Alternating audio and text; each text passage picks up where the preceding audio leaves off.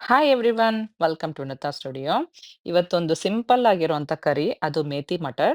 ಚಪಾತಿಗೆ, ಗೀ ರೈಸ್ಗೆ, ಅನ್ನಕ್ಕೆ ಎಲ್ಲದಕ್ಕೂ ತುಂಬ ಚೆನ್ನಾಗಿರುತ್ತೆ, ಟೇಸ್ಟಿಯಾಗಿರುತ್ತೆ. ಬಟಾಣಿ ಕಾಳು ಮತ್ತೆ ಮೆಂತ್ಯ ಸೊಪ್ಪು. ನೋಡೋಣ ಹೇಗೆ ಮಾಡೋದು ಅಂತ. ಬನ್ನಿ. ನಾನು ಒಂದು ಕಟ್ಟು ಮೆಂತ್ಯ ಸೊಪ್ಪನ್ನ ಚೆನ್ನಾಗಿ ತೊಳ್ಕೊಂಡು ಇಟ್ಕೊಂಡಿದ್ದೀನಿ. ಇದನ್ನ ಚೆನ್ನಾಗಿ ಸಣ್ಣ ಸಣ್ಣದಾಗಿ ಕಟ್ ಮಾಡಿ ಇಟ್ಕೋಬೇಕು.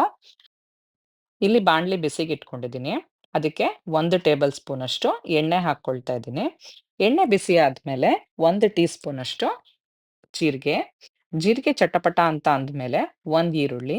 ನಾನು ಇಲ್ಲಿ ದೊಡ್ಡದಾಗಿರುವಂಥ 1 ಈರುಳ್ಳಿ ತಗೊಂಡಿದ್ದೀನಿ.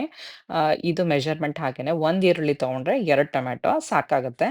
ಸೊ, ನಾನು ಒಂದೇ 1 ಕಟ್ಟು ಮೆಂತ್ಯ ಸೊಪ್ಪು ತಗೊಂಡಿರೋದ್ರಿಂದ ಇಷ್ಟು ಸಾಕಾಗುತ್ತೆ.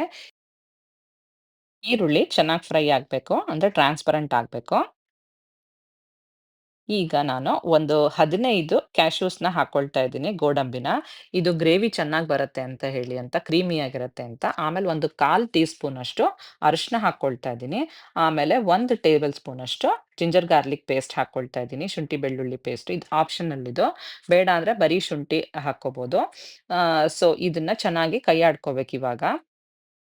ಇದು ಈರುಳ್ಳಿ ಸ್ವಲ್ಪ ಟ್ರಾನ್ಸ್‌ಪರೆಂಟ್ ಆದ್ಮೇಲೆ ನಾವು ಟೊಮ್ಯಾಟೊ ಹಾಕ್ಕೋಬೇಕಾಗತ್ತೆ. ಬೇಕಂದ್ರೆ ಅದು ಮುಚ್ಚಿಟ್ಕೋಬೋದು. ಸೊ ಈರುಳ್ಳಿ ಈಗ ಟ್ರಾನ್ಸ್‌ಪರೆಂಟ್ ಆಯ್ತು. ಈಗ ನಾನು 2 ಟೊಮ್ಯಾಟೋನ ನಾನು ಹೆಚ್ಚಿಟ್ಕೊಂಡಿದ್ದೆ. ಇದು ಕೂಡ ದಪ್ಪದಾಗೆ ಹೆಚ್ಕೊಂಡಿದ್ದೀನಿ. ಸೊ ಇದು ಚೆನ್ನಾಗಿ ಕುಕ್ ಆಗ್ಬೇಕಂದ್ರೆ ಸ್ವಲ್ಪ ಉಪ್ಪು ಹಾಕಿದ್ರೆ ಚೆನ್ನಾಗಿ ಬೇಗ ಆಗೋಗುತ್ತೆ, ಮೆತ್ತಗಾಗತ್ತೆ. ಈರುಳ್ಳಿ ಮೆತ್ತಗಾಗೋ ತನಕ ನಾವಿದನ್ನ ಹುರ್ಕೋಬೇಕಾಗತ್ತೆ. ನಾನು ಈಗ 1 ಟೀ ಸ್ಪೂನ್ ಅಷ್ಟು ಉಪ್ಪು ಹಾಕ್ಕೊಂಡಿದ್ದೀನಿ, ಬೇಗ ಮೆತ್ತಗಾಗ್ಲಿ ಅಂತ. ಆಮೇಲೆ ಮಿಕ್ಕಿದ್ದಕ್ಕೆ ಇನ್ನೊಂದು ಸ್ವಲ್ಪ ಉಪ್ಪು ಆಮೇಲೆ ಆಡ್ ಮಾಡಿದ್ರಾಯ್ತು. ಇದಿಷ್ಟಕ್ಕೆ ಮಾತ್ರ ನಾನು ಇದಿಷ್ಟು ಹಾಕ್ಕೊಂಡಿದ್ದೀನಿ.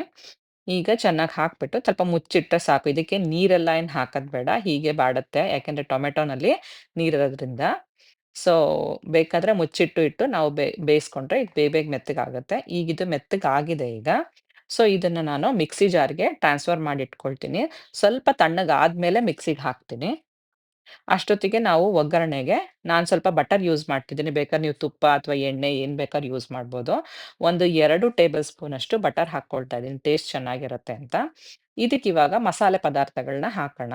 ಚಿಲ್ಲಿ ಪೌಡರ್ ಹಾಕ್ತಾ ಇದ್ದೀನಿ 1 ಟೀ ಸ್ಪೂನ್ ಅಷ್ಟು. ನಿಮಗೆ ಖಾರಕ್ಕೆ ಎಷ್ಟು ಬೇಕೋ ಅಷ್ಟು ಹಾಕೋಬೇಕು. ಆಮೇಲೆ ಧನಿಯಾ ಪುಡಿ, ಗರಂ ಮಸಾಲ ಪುಡಿ. ನಾನು Kashmiri red chilli powder use ಮಾಡ್ತೀನಿ ಸ್ವಲ್ಪ ಕಲರ್‌ಗೆ. ಸೊ, ಇದು ಆಪ್ಷನಲ್ ಇದು. ಇದರಿಂದ ಏನ್ ಟೇಸ್ಟ್ ಅಂತಲ್ಲ, ಬಟ್ ಇದು ಕಲರ್ ಚೆನ್ನಾಗಿರುತ್ತೆ ಅಂತ ಹಾಕ್ತೀನಿ. ಸೊ, ಇದಿಷ್ಟನ್ನು ಕೂಡ ಸ್ವಲ್ಪ ಫ್ರೈ ಮಾಡ್ಕೋಬೇಕು. ಯಾವಾಗ್ಲೂ ಕೂಡ ಉರಿನ ಇದು ಸ್ವಲ್ಪ ಸಣ್ಣದಾಗಿ ಇಟ್ಕೊಂಡಿರ್ಬೇಕು. ಮಸಾಲೆ ಇಲ್ಲ ಅಂದ್ರೆ ತುಂಬಾ ಸೀದೋಗುವಂತ ಚಾನ್ಸಸ್ ಇರುತ್ತೆ. ಸೊ, ಅದಕ್ಕೆ ಸಣ್ಣ ಉರಿನಲ್ಲಿ ಇದನ್ನ ಕೈಯಾಡ್ಬೇಕು. ಒಂದು 30 ಟು 40 ಸೆಕೆಂಡ್ಸ್ ಕೈಯಾಡಿದ್ರೆ ಸಾಕಿದು. ಇದಕ್ಕೀಗ ಮೆಂತ್ಯ ಸೊಪ್ಪು ಹಾಕ್ಕೊಳ್ತಾ ಇದ್ದೀನಿ. ಮೆಂತ್ಯ ಸೊಪ್ಪನ್ನ ನಾನು ಸಣ್ಣದಾಗಿ ಹೆಚ್ಚಿಟ್ಕೊಂಡಿದ್ದೀನಿ.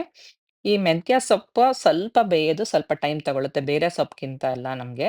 ಹಾಗಾಗಿ ಇದನ್ನ ಸಣ್ಣೂರಿನಲ್ಲೇ ಬೇಯಿಸ್ತಾ ಬರ್ಬೇಕು. ಮತ್ತಿದಕ್ಕೆ ಈಗ ಮಸಾಲೆ ಎಲ್ಲ ಇದು ಫ್ರೈ ಆಗಿರೋ ಮಸಾಲೆನ ಮಿಕ್ಸ್ ಮಾಡ್ತಾ ಇದ್ದೀನಿ. ಅದಕ್ಕೆ ಸ್ವಲ್ಪ ನೀರ್ ಹಾಕ್ಬೇಕಾಗತ್ತೆ. ಯಾಕೆ ಅಂತಂದ್ರೆ ಈ ಮೆಂತ್ಯ ಸೊಪ್ಪು ಬೇಯಲಿಕ್ಕೆ ಒಂಚೂರು ನೀರ್ ಬೇಕಾಗತ್ತೆ. ಸ್ವಲ್ಪನೇ ಚಿಮುಕ್ಸ್ಕೊಳ್ತಾ ಬರ್ಬೋದು. ಅಥವಾ ಒಂದು 1/4 ಲೋಟ ಅಥವಾ ಒಂದು 2 ಸ್ಪೂನು, 3 ಸ್ಪೂನು ಹಂಗ್ ಹಾಕ್ಕೊಳ್ತಾ ಬರ್ಬೇಕಾಗತ್ತೆ. ಸೊ, ನಾನು ಇದೀಗ ಇಷ್ಟು ಹಾಕಿದ್ದೀನಿ. ಇಷ್ಟಾಗಿ ಸ್ವಲ್ಪ ಬೆಂದ ಮೇಲೆ ಇದನ್ನ ಮುಚ್ಚಿಡ್ತಾ ಇದ್ದೀನಿ. ಮುಚ್ಚಿಟ್ಟು ಬೇಯಿಸಿದ್ರೆ ಬೇಗ ಬೇಯುತ್ತೆ ಅಂತ. ಮತ್ತೆ ನೀವು ಹಸಿ ಬಟಾಣಿ ಕಾಳು ಯೂಸ್ ಮಾಡೋದಾದ್ರೆ, ಇದ್ರ ಜೊತೆಗೆ ಈಗ ಹಾಕಿ ಬೇಯಿಸ್ಬೋದು ನೀವು. ನಾನು ಫ್ರೋಜನ್ ಬಟಾಣಿ ಹಾಕೋದ್ರಿಂದ ಸ್ವಲ್ಪ ಲೇಟಾಗಿ ಯೂಸ್ ಮಾಡ್ತಿದ್ದೀನಿ. ಸ್ವಲ್ಪ ಹೊತ್ತು ಬೇಕಾದ್ರೆ ಈ ಟೈಮಿಗೆ ಹಾಕಿದ್ರು ಕೂಡ ಚೆನ್ನಾಗಿರುತ್ತೆ. ಫ್ರೋಜನ್ ಬಟಾಣಿ ಆಗ್ಲಿ, ಇದಾಗ್ಲಿ.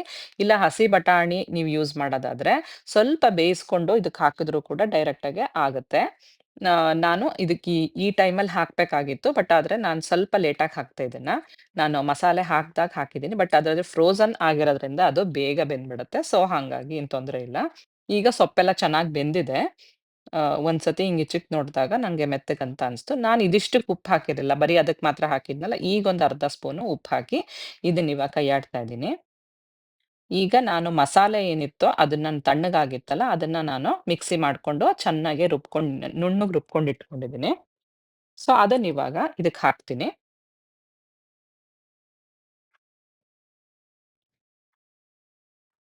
ಇದು ಕ್ಯಾಶ್ಯೂಸ್ ಎಲ್ಲ ಹಾಕಿರೋದ್ರಿಂದ ಗ್ರೇವಿ ತುಂಬಾ ಚೆನ್ನಾಗಿ ಬರುತ್ತೆ ಇದು. ಸೊ, ನಾನು ಹಸಿ ಬಟಾಣಿನ ಇದ್ರ ಜೊತೆಗೆ ಇವಾಗ ಹಾಕ್ತಾ ಇದ್ದೀನಿ. ನಿಮ್ಗೆ ಬಟಾಣಿ ಕಾಳಾಗ್ಲಿ, ಮೆಂತ್ಯ ಸೊಪ್ಪು ಎಷ್ಟು ಬೇಕೋ ಅಷ್ಟು ಹಾಕೋಬಹುದು. ಇದು ಕನ್ಸಿಸ್ಟೆನ್ಸಿನೂ ಅಷ್ಟೇನೆ ತುಂಬಾ ಗಟ್ಟಿಗೂ ಬೇಡ, ನೀರಾಗೂ ಬೇಡ. ಆ ಥರ ಮಧ್ಯದಲ್ಲಿದ್ರೆ ಚೆನ್ನಾಗಿರತ್ತೆ. ಅನ್ನಕ್ಕಾಗ್ಲಿ, ಚಪಾತಿಗೆ, ದೋಸೆಗೆ, ಆಮೇಲೆ ಘೀ ರೈಸಿಗೆ ತುಂಬಾ ಚೆನ್ನಾಗಿರುತ್ತೆ ಇದು. ಬಿಕಾಸ್ ಘೀ ರೈಸ್ ಸಪ್ಪೆ ಇರುತ್ತಲ್ಲ. ಅಂದ್ರೆ ಏನು ಖಾರ ಇರಲ್ಲಲ್ಲ ಜಾಸ್ತಿ. ಸೊ ಇದ್ರ ಜೊತೆ ಗ್ರೇವಿಗೆ ತುಂಬಾ ಚೆನ್ನಾಗಿರುತ್ತೆ. ನಾನಿವತ್ತು ಘೀ ರೈಸ್ ಜೊತೆನೆ ಇದನ್ನ ಮಾಡಿರೋದು. ತುಂಬಾ ಚೆನ್ನಾಗಿತ್ತು. ಟೇಸ್ಟಿಯಾಗಿತ್ತಿದು. ಸೊ ಘೀ ರೈಸ್ ರೆಸಿಪಿನೂ ನಿಮಿಗ್ ಬೇಕು ಅಂದ್ರೆ ಕಮೆಂಟ್ ಮಾಡಿ. ನಾನು ಅದನ್ನು ಕೂಡ ಹಾಕ್ತೀನಿ. ಸೊ ಇದಿಷ್ಟು ಕುದಿ ಬಂದ್ರೆ ಸಾಕು. ಚೆನ್ನಾಗ್ ಬೆಂದಿರುತ್ತೆ ಮತ್ತೆ ಚೆನ್ನಾಗ್ ಮಿಕ್ಸು ಕೂಡ ಆಗಿರುತ್ತೆ. ಉಪ್ಪು ನೋಡ್ಕೊಂಡ್ ಹಾಕ್ಕೊಳ್ಳಿ ಬೇಕಾದ್ರೆ ನಿಮ್ಗೆ. ಇದಿವಾಗ ಚೆನ್ನಾಗ್ ಕುದೀತಾ ಇದೆ. ಇಷ್ಟ ಆದ್ರೆ ಸಾಕಿದು. ಈಗ ಕರಿ ಇದಿಷ್ಟು ರೆಡಿ ಆಗ್ತಾಯಿತ್ತು. ನಾನಿವತ್ತು ಘೀ ರೈಸ್ ಜೊತೆ ಇದನ್ನ ಸರ್ವ್ ಮಾಡ್ತಾ ಇದ್ದೀನಿ.